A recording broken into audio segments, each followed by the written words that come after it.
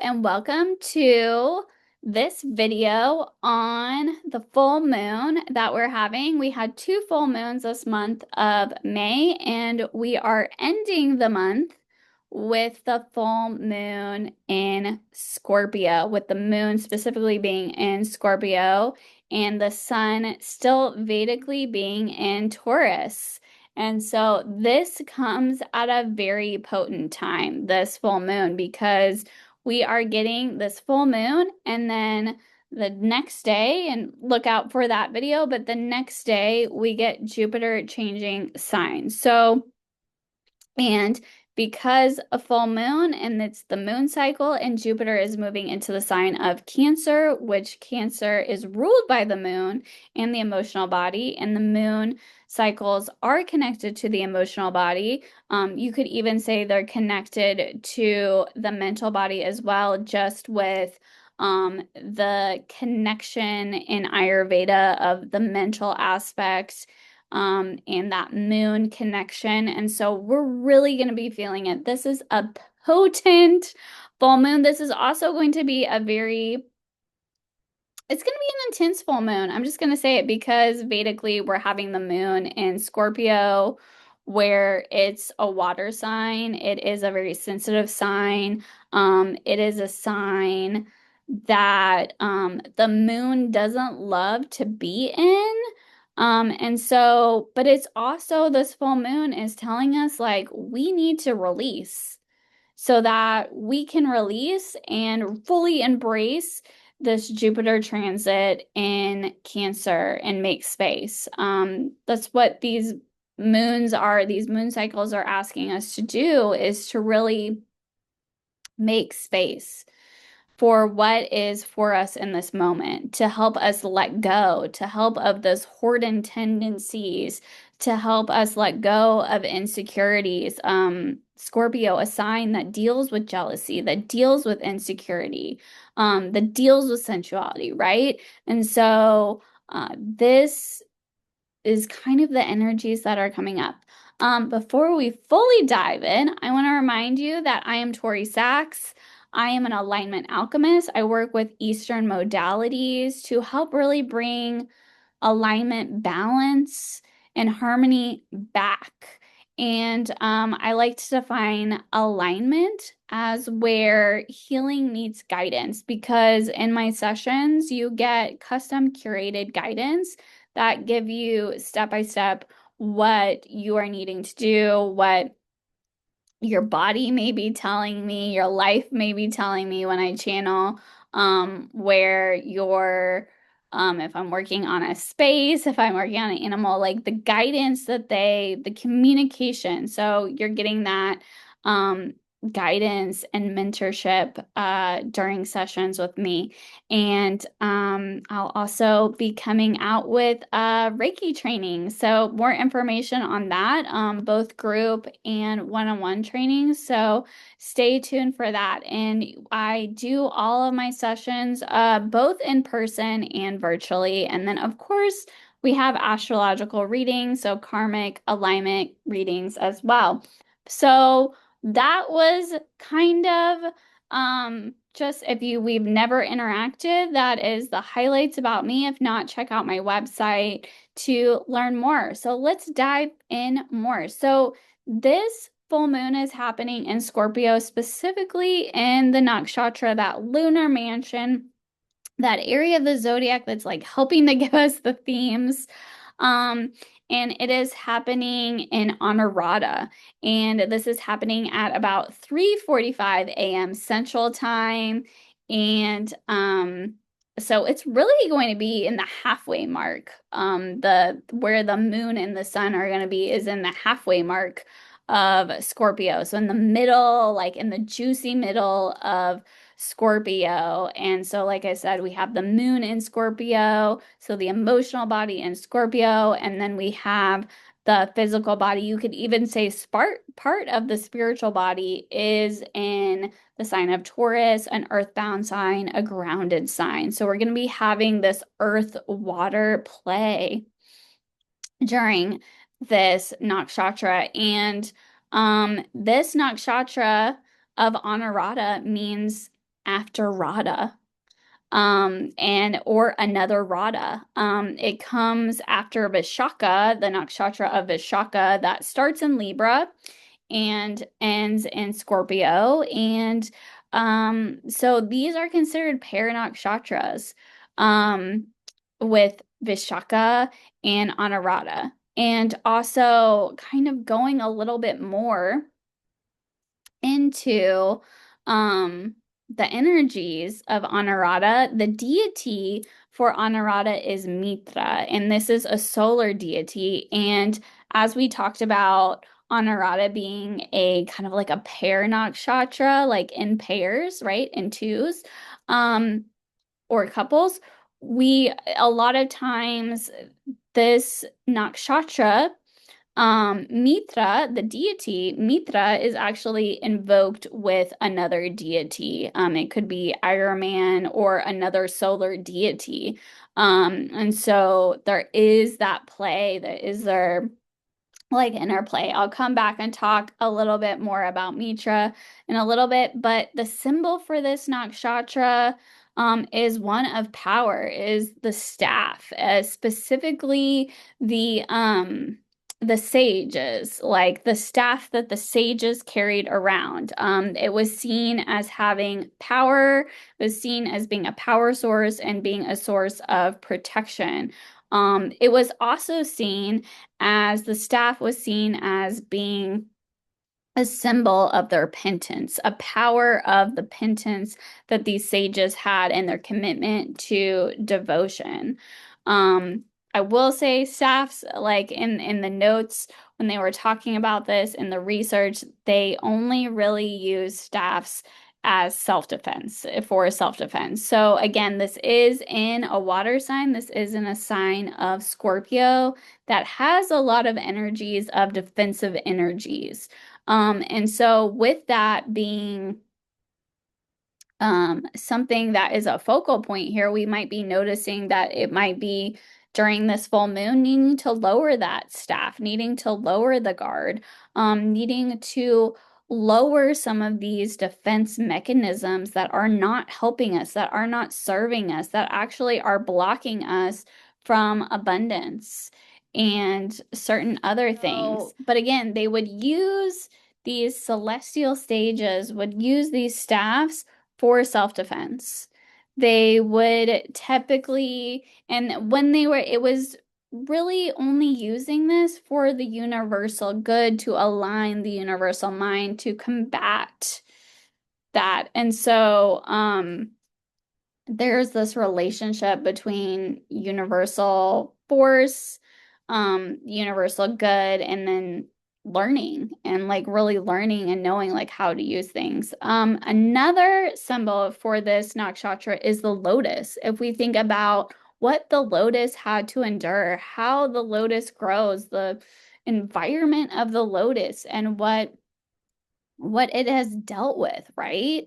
That it is able to grow in muddy waters, just like the muddy waters of Scorpio. Scorpio being kind of like that swamp, being the water, like a symbol for it is not only a swamp for Scorpio, but is also that stagnant water that really needs to move.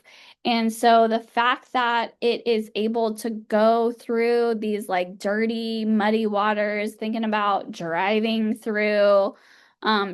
with dirty windows, right? And able to drive and be optimistic and prosper and have that experience and knowledge. And move through the confusion, like really move through this like mud and the puddle of the confusion to really help all areas of our life, help all levels. So those are the symbols for this nakshatra. And like I said, the deity is Mitra. And Mitra is associated with friends and loyalty. Mitra is a very loyal deity. This is a deity that is invoked to help with friends, to help with friendliness, to help for help with helpfulness. And like I said, is typically invoked with Honorata, invoked with sorry, not Honorata, invoked with Iron Man, Iraman, who is another solar deity, or Varuna, because Varuna helps in Aquarius. Varuna helps with mental faculties, with calming the mental mind, but also with clearing away doubt, clearing away those muddy waters, right? The waters that we can't see through, that doubt, that confusion. And so Varuna, in Aquarius, in that area of the zodiac, is connected with, hey, I need some steadiness. I'm feeling really unstable. I'm feeling really untethered. Like, help bring me steadiness. So, with the friendliness, with this lotus energy of Anurata, you can call on Mitra and you can call on Varuna or you can call on Iron Man. There's also a very strong connection to Saraswati here as well, and universal love and strength, and again, learning, which was brought up through the symbol of the staff. So that might be also another deity or someone that you want to connect with during this full moon. And I want to say it's not just, the 1 day or the 72 hours, but it's a 2 week cycle. It's a 2 week that these energies are going through. And if, you work more in a 6 month span until the sun will then be in Scorpio, that might be something that, you work longer on a longer runway than just that short runway. And so really a key word for this nakshatra is exploration. Even though it's stagnant, it's being curious. Like Scorpios are very curious. Scorpios, and I can say this because I have a lot of Scorpio energy, but Scorpios are curious. They just might not be like overtly curious about something. They might be like, we see Scorpio energy, people that have a lot of Scorpio planets, or a lot of important Scorpio aspects, they'll go down rabbit holes. They'll do a lot of research. So this is the area that is all about exploration, that curiosity, you know, um, it being a water sign can be the emotional um body, and with the moon being there, it could be exploration, both a little bit in the mental faculties but also in the emotional body and the emotional space. So being curious about, what is this wave of emotion trying to tell me? How would this look if I did things a different way, right? So we have that energy of curiosity that is coming up, in that energy of exploration that is coming up to really help us understand more. And again, there is this interplay between Scorpio and Aquarius that is coming up again. I mean, not just with the deities, right? Like Mitra and Varuna, but also um, if we look at the Scorpio being ruled by Mars and Aquarius being ruled by Saturn, but we can also, this is also co-rulership. A lot of times we talk about K2, or one of the nodes, right? One of the bodies that composes the eclipses co-rule Scorpio. That's where a lot of like cult, tantra, mysticism comes into play. And astrology comes into play with Scorpio energy, but also similarly with Aquarius, that is co-ruled by Rahu, or the head to the tail, the head to the body, right? With K2 being the body, Rahu being the head, but also it being the other side of the eclipses. And so that's also why the moon is not the happiest in Scorpio, because it's also feeling this on some level with this rulership, this ecliptic energy, this intense energy, even though we're not quite at the eclipses, the second level of eclipses for this year, but we're going to be feeling that energy. And so it is that shared energy that, like, Scorpios love to get to the root of things. They love to understand the truth and the source and that authenticity. And they don't really like, fake things, fake energies. They're not a lover of small talk, right? Um, with certain placements here. This area of the zodiac is also connected to numbers and has a real connection with numbers and affinity to numbers. So there might be, if you're someone that really like, counting or certain things, you might be noticed like, wow, numbers during this time are really speaking to me, or maybe you're getting divine messages through numbers, or maybe you're like finally understanding like, oh my gosh, like every time I see a certain thing my emotion is like this, and wow, this is a lot for me. Also an area of the zodiac that is seen as a bridge between people and groups, and this is an area and a sign that is very interested in what is hidden, what is under the surface, what is like under the hood of the car, right? And I know this personally with some placements here that this has extreme sensitivities on the emotional plane. Really extreme sensitivities in general, again, because it's a water sign, it's in Scorpio. And so you might also notice that during this time, you need some time alone. Like your emotions might be amped up. And you need some time alone. And especially with that bridge, that transition that we're gonna then have with Jupiter the next day, and with the moon being in this sign of emotions and feeling maybe not so um stable, like not feeling like has firm footing during this time, we may then feel this amplified with Jupiter moving into the sign of Cancer the next day. So definitely a great time to spend more time in nature, but also be, if you need that time alone, take that time for you during this time so that you can, then be level set and really release what no longer serves you. I always feel like anytime we have major things going on in Scorpio, it's just, it's easier to let go, and cry and really like cathartically release that, because it is releasing emotion, especially emotions that have been suppressed.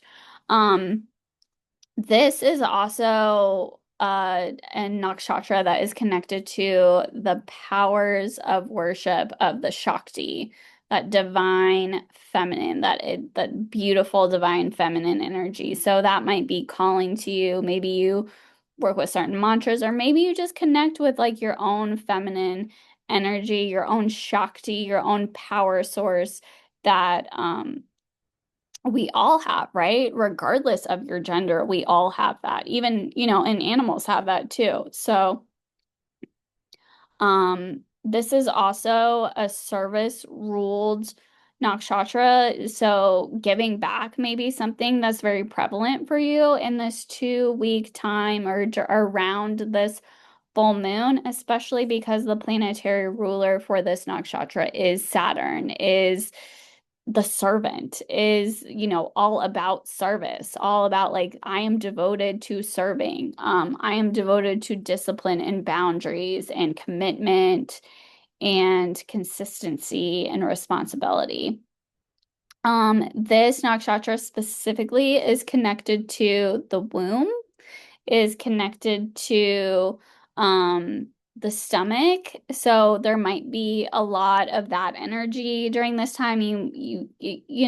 During moon cycles, um your system might get disruptive, your emotions, we might know that emotions are more amplified. So this is definitely a time, especially with like this nakshatra having that connotation with the stomach and the womb, that you really are being supportive to what you're eating, what you're digesting, what you're taking in, so it doesn't disrupt the digestive system, and it doesn't disrupt, in Chinese medicine, the earth element, as that is connected to the stomach.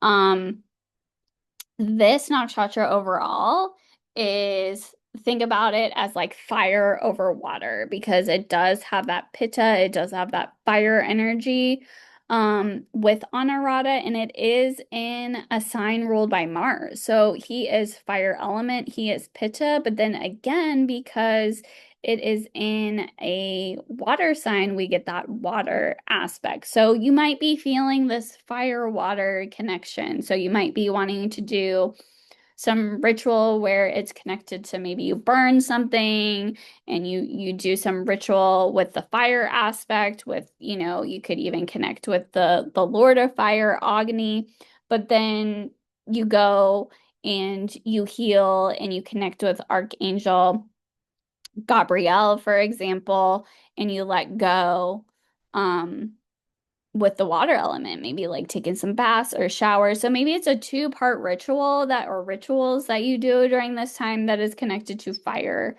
and then water. This nakshatra is connected to the lineage of like the bridger, the bringing down of the celestial waters to the earth plane.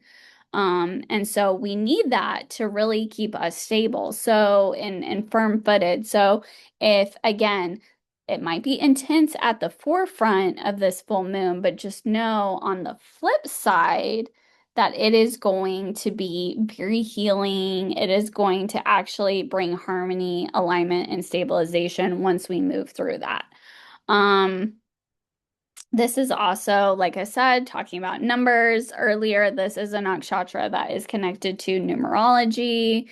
It is in the science and it presides over the science of numerology. So maybe this is a time where you connect with numerology and you use that to help you. This is also a nakshatra that is kind of like connected to it like decodes the secrets of the universe. So maybe you get more into decodifying certain things. Maybe you are more connected to certain spiritual texts or books that you are reading and it's helping you to decode like we talk about in Kabbalah, like that the Zohar it decodifies the Bible and the Torah.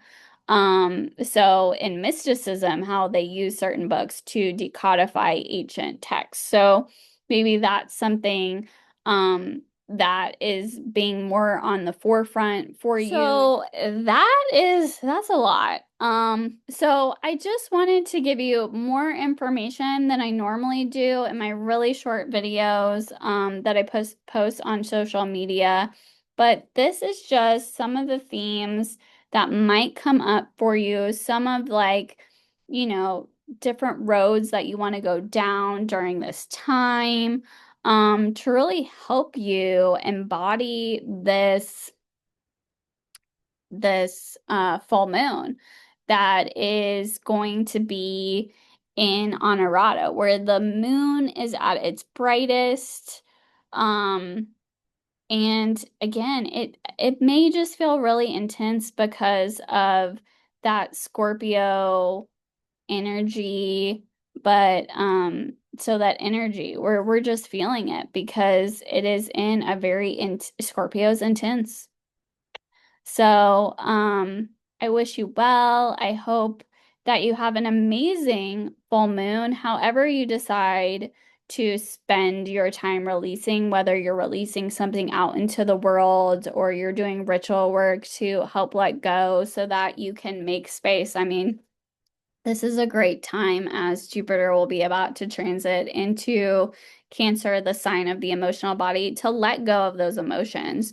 Um, to let go of those emotional hoarding tendencies so that you can fully be present and you can actually take on and receive the abundance that is coming to you through Jupiter's transit of moving into Cancer and stabilizing and helping to move and nourish the emotional body. So this is a beautiful time to let go. If you need help of letting go in any way, that is therapeutic for you, I'd love to support you in any one of my sessions, either virtually or in person. I always like to say, if you believe in Wi-Fi, then you can believe in virtual sessions.